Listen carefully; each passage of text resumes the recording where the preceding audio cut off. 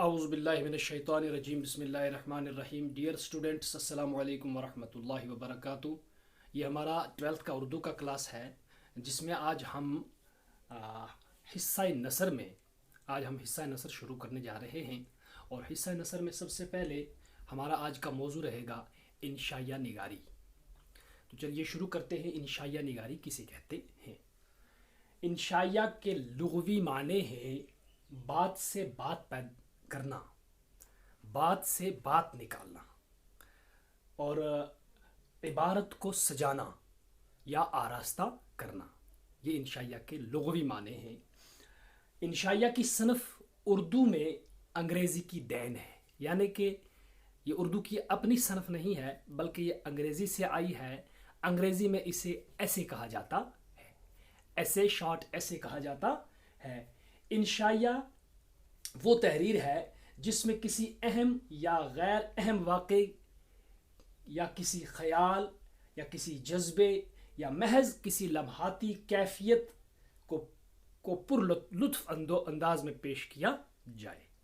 یعنی کہ کوئی واقعہ یا کوئی اہم کوئی ایپیسوڈ جو ہے ہوتا ہے اس کو پر لطف انداز میں پیش کیا جائے تاکہ پڑھنے والے کو دلچسپی پیدا ہو.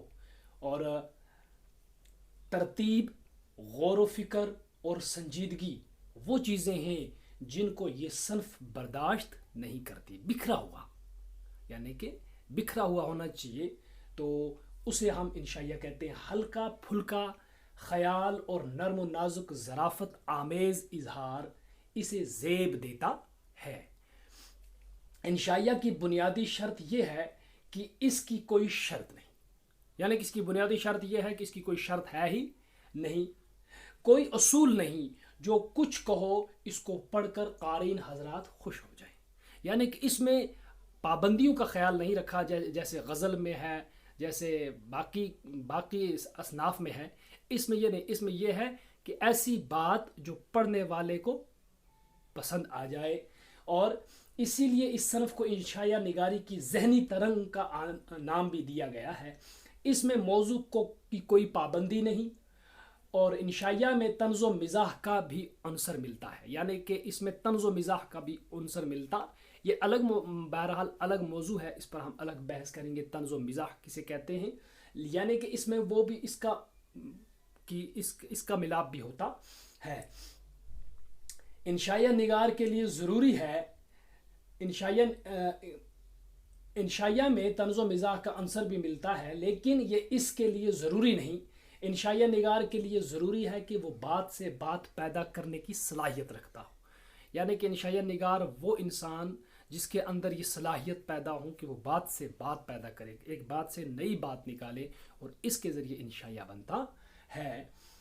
انشائیہ میں علم و حکمت کے پیچیدہ مسائل حل کرنے کے بجائے زندگی کی شگفتگی یا زندگی کے عام تجربے کو شگفتگی کے ساتھ بیان کیا جاتا ہے تاکہ پڑھنے والے کی دلچسپی قائم و برقرار رہے. یعنی کہ اس میں ایسی شگفتگی پیدا کرے، ایسی مٹھاس پیدا کرے تاکہ پڑھنے والے کے اندر لالچ پیدا ہو اور وہ پڑھنے کے لیے آمادہ ہو جائے. اور اردو میں انشائیہ کی مستحکم روایت موجود ہے، یعنی کہ ایک مستحکم مضبوط روایت موجود ہے انشائیہ کی، جن میں سر سید احمد خان کا انشائیہ خوشامد، حسن نظامی کا انشائیہ ہے جھینگر کا جنازہ، اسی طرح مرزا فرحت اللہ بیگ ایک کہانی کی وصیت، رشید احمد صدیقی ارہر کا کھیت اور پطرس بخاری کتے. یعنی کہ یہ وہ انشائیہ ہیں جو ان حضرات نے لکھے ہوئے ہیں، بہت ہی مشہور ہیں. ان کے علاوہ وزیر آغا یوسف، ناظم شوکت، تھانوی مجتبیٰ حسین اور محمد زمان آزردہ کامیاب انشائیہ نگار تسلیم کیے جاتے ہیں.